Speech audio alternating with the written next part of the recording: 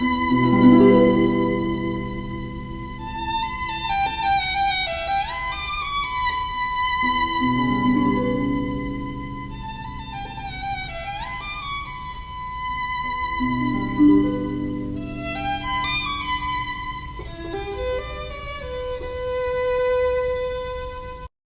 pessoal, tudo certinho?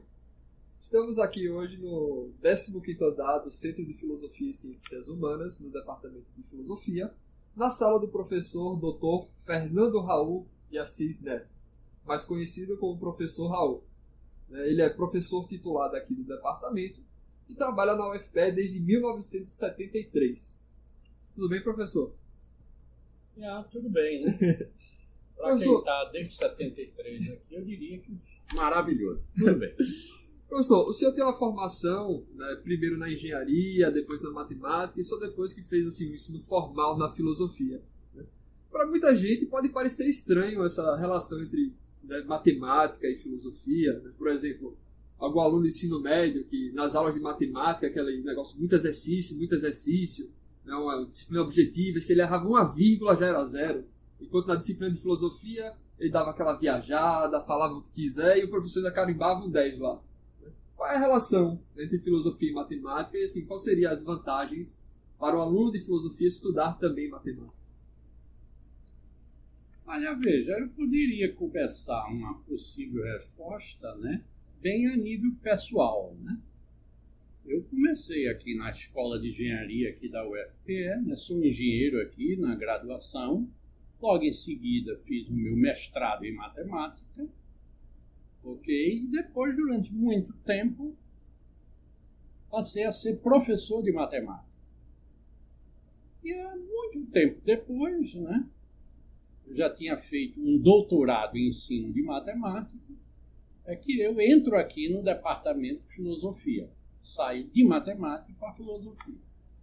Você tem razão, né? Mas aqui é só um percurso pessoal. Na realidade, Cedric, de modo geral, as pessoas, assim, quando eu digo as pessoas, eu falo das pessoas que interessam, né? Aquelas que estão fora da universidade e na rua, nos becos, nas tocas, nos bares, nas casas, vivendo aí fora. Né?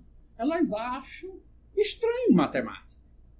De modo geral, quando eu me declarava professor de matemática, eles falaram, nossa, eu odeio matemática. Matemática, meu Deus, eu gostaria de saber matemática. Né? Há sempre um grau de respeito àqueles que sabem a matemática, né? Por menos que você saiba, mas há um respeito já natural dele. E não melhora quando você diz depois, isso eu vi, né? Eu estou fazendo filosofia. Aí eu não sei se melhora ou pior. Filosofia aí é um pouco pior, porque elas nem sabem se gostam ou não gostam. Elas só acham que é algo que jamais vai gostar, nem saber. É filosofia. Isso deve ser bonito, né? Nossa, filosofia, professor. Então já há um respeito a priori para quem diga que está no departamento de filosofia, que é o máximo que eu me atrevi a dizer, a me ligar à filosofia. Estou no departamento de filosofia. Jamais me alcunharia filósofo. Mas sendo mais direto a sua pergunta, tudo piora quando eu digo que faço filosofia da matemática. Aí não é mais a surpresa.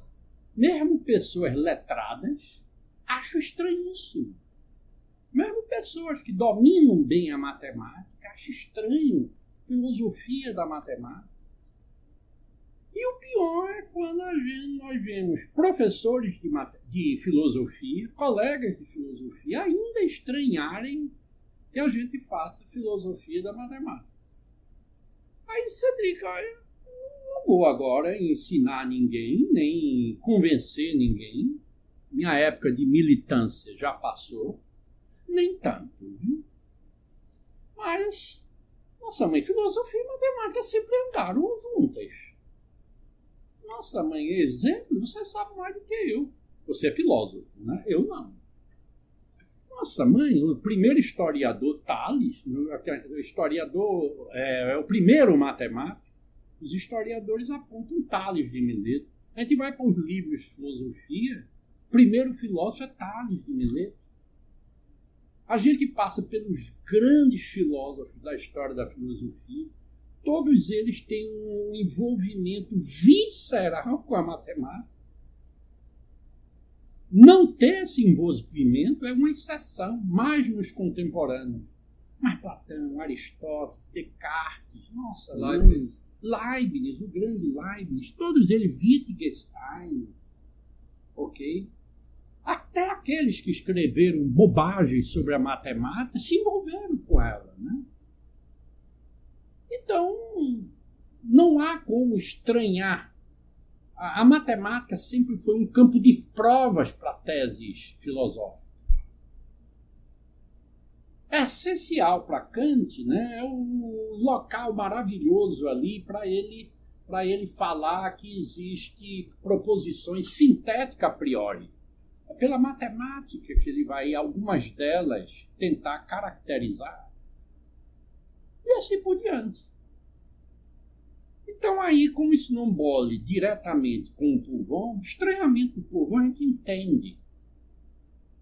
Depois de dezenas de anos, né, o professor de matemática maltratando as crianças, elas ficam adultas odiando a matemática. Filosofia nas escolas, né, passou um tempo desaparecido, voltou recentemente.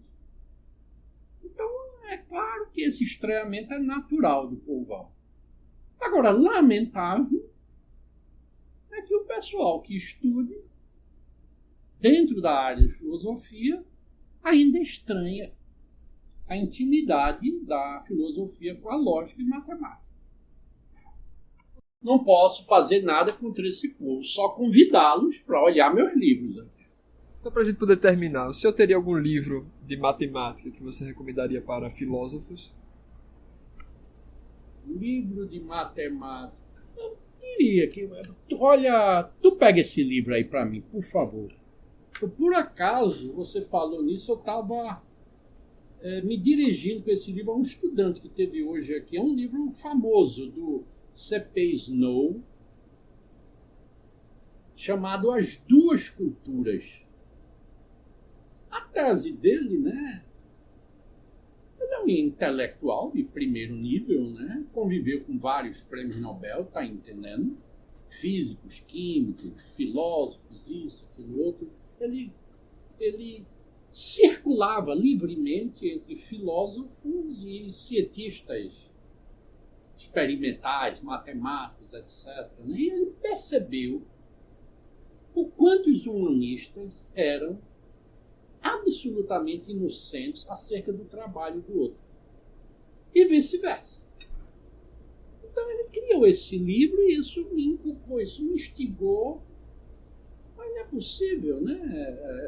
O título do livro é As Duas Culturas.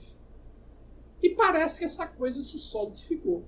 Quando eu entro numa sala de filosofia, meus estudantes são analfabetos em matemática.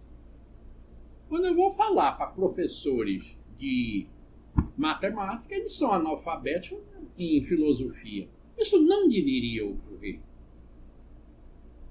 Ok? Mais ainda para o filósofo.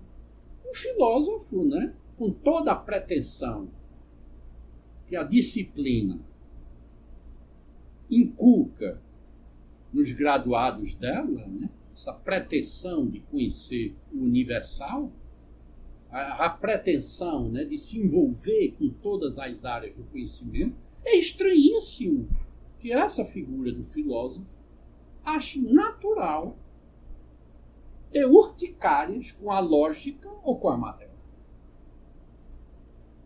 De modo que eu diria, filósofos, lembrem-se daquele ditado de Euclides, né, que ele escreveu da porta da academia, né, de Platão, né? Não entrem aqui quem odiar a matemática, quem odiar Euclides, quem odiar a lógica, né? Quem odiar a aula de matemática, né? O filósofo não pode fazer isso. Estava lá já em Platão. Ele disse, não tenha medo dos números. Eu Eu acho que o contrário também. A filosofia, né, abre o universo de todos nós. De modo que não briguem mais, que as duas culturas de Snow se integrem. Isso não foi a vida toda assim. Isso não tem 150 anos. Tá bom então, professor. Muito obrigado pelo seu tempo, né? Obrigado pela entrevista. E até a próxima. Até o nosso próximo encontro. Ok, valeu. Muito obrigado, digo eu a você.